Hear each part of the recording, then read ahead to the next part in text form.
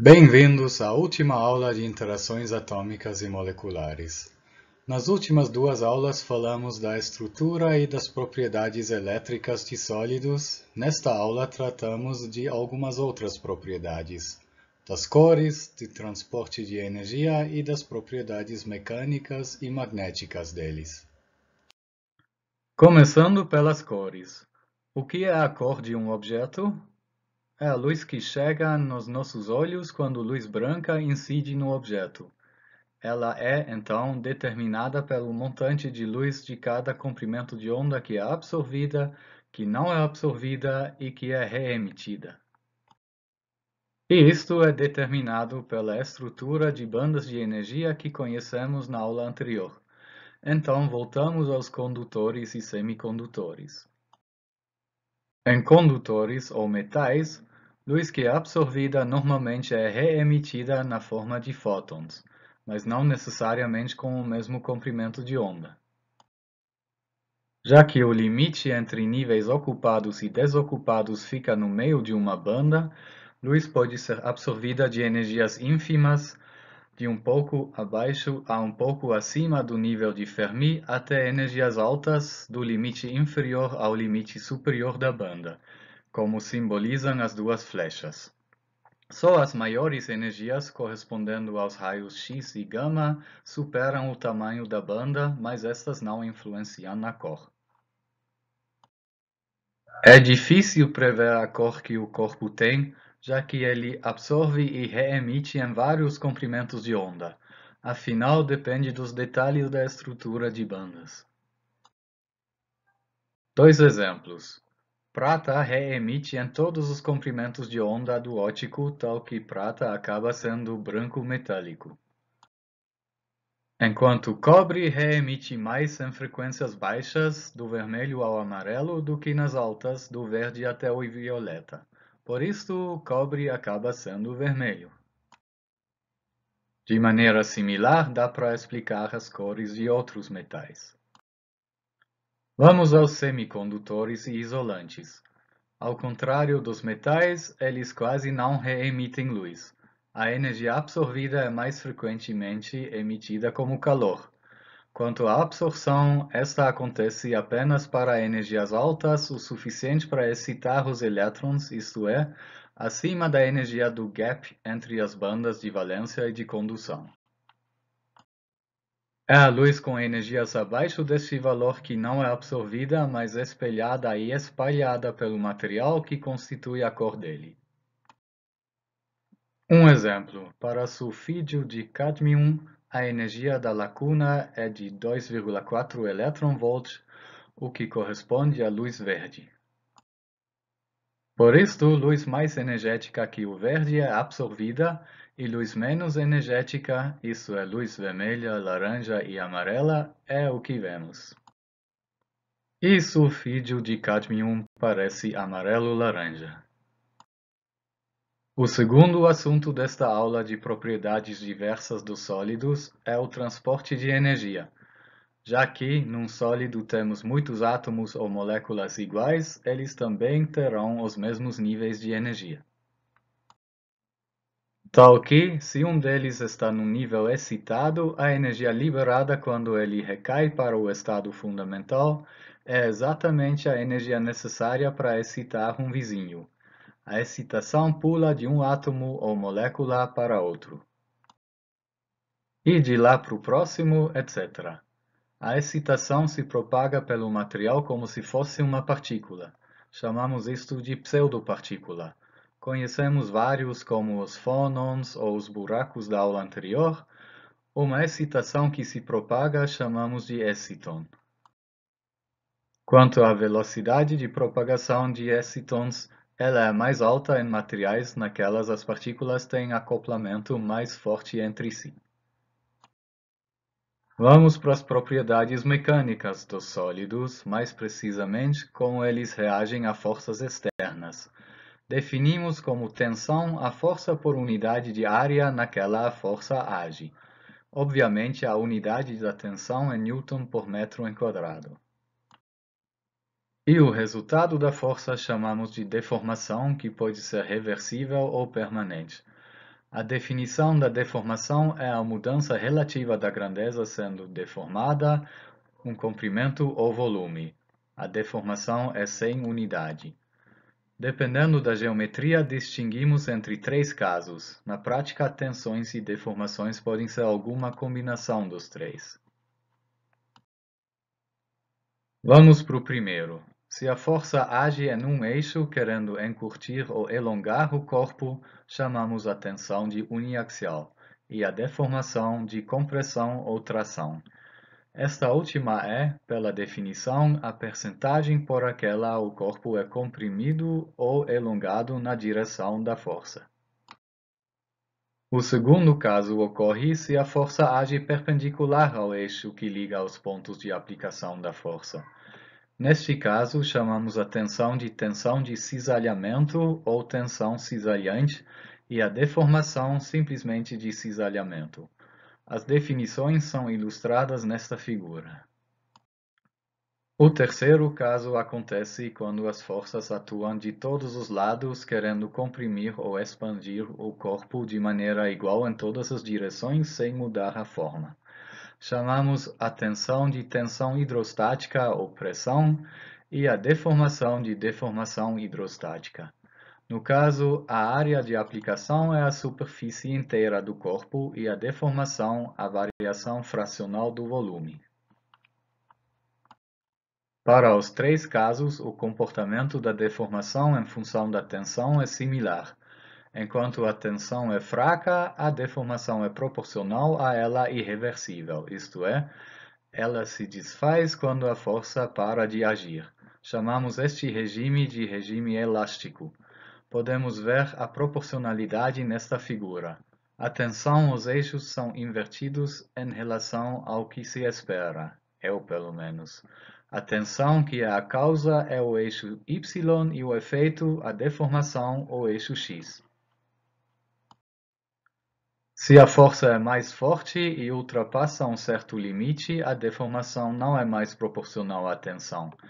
Ela cresce mais rapidamente e a deformação não se desfaz mais quando a força acaba, pelo menos não totalmente. Se chama ela de deformação plástica.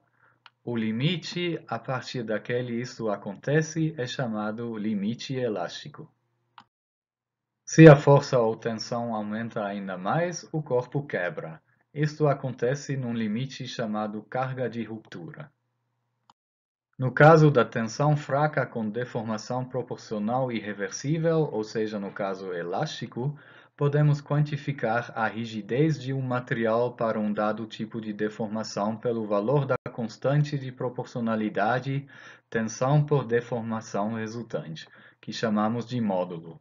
A unidade desses módulos também é Newton por metro enquadrado ou Pascal.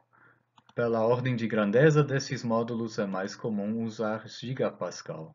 A deformação plástica e a ruptura são mais difíceis de tratar e não vamos entrar em detalhes sobre estas. Primeiro, o módulo que corresponde à tensão e deformação uniaxial. Chamamos ele de módulo de Young-E. Ordens de magnitude típicas do módulo de Young são de 0,01 a 1000 gigapascal. Borracha é um dos materiais menos rígidos e diamante dos mais rígidos quanto à deformação uniaxial. Isto significa, é difícil esticar um diamante, mas um pedaço de borracha nem tanto. No caso do cisalhamento, o módulo se chama simplesmente módulo de cisalhamento G. Valores típicos variam de 0,001 a 500 gigapascal. Quanto ao cisalhamento também, borracha é um dos materiais mais moles e diamante dos mais duros. É difícil entortar um diamante. Por último, o módulo das tensão e deformação hidrostáticas é o módulo de compressibilidade K, que varia de uns 30 a 500 gigapascal. De novo, o diamante está entre os mais duros. É difícil comprimir um diamante, mas por uma vez o exemplo de um material mole não é a borracha, mas vidro. Quando se comprime um pedaço de um material em uma direção, normalmente ele expande na direção perpendicular, respectivamente, quando se estica o pedaço em uma direção, ele se contrai na direção perpendicular. Ou seja, para uma deformação uniaxial, há uma deformação transversal também. Definimos a razão entre deformação transversal e deformação uniaxial como razão de Poisson, NIPE. Usando a razão de Poisson, podemos achar relações entre os três módulos de deformação. O módulo de cisalhamento é o de Young dividido por 2 vezes 1 mais a razão de Poisson, e o módulo de compressibilidade, o de Young dividido por 3 vezes 1 menos o dobro da razão de Poisson. O último assunto são as propriedades magnéticas dos sólidos, isto é, a maneira como eles reagem a um campo magnético externo. Chamamos este campo externo de H. Atenção, o campo é uma grandeza vetorial. O resultado é um momento magnético induzido no material. Em geral, este momento induzido é na direção do campo externo ou na direção oposta, tal que podemos escrevê-lo como algum escalar positivo ou negativo vezes o campo externo. Este escalar chamamos de susceptibilidade magnética por volume do material, Ρ. De novo uma grandeza designada pela letra Ρ, mas não há muito risco de confusão com a eletronegatividade ou com orbitais atômicos. Em lugar de usar a susceptibilidade por volume, podemos usar a susceptibilidade por mol, ou a susceptibilidade magnética molar, Rm. Obviamente, esse último é a susceptibilidade por volume multiplicado pelo volume por quantidade molar, N minúsculo, que é simplesmente o volume molar da substância, Vm. Ou, em termos do número de átomos ou moléculas, o número de Avogadro vezes o volume dividido por este número de partículas N maiúsculo.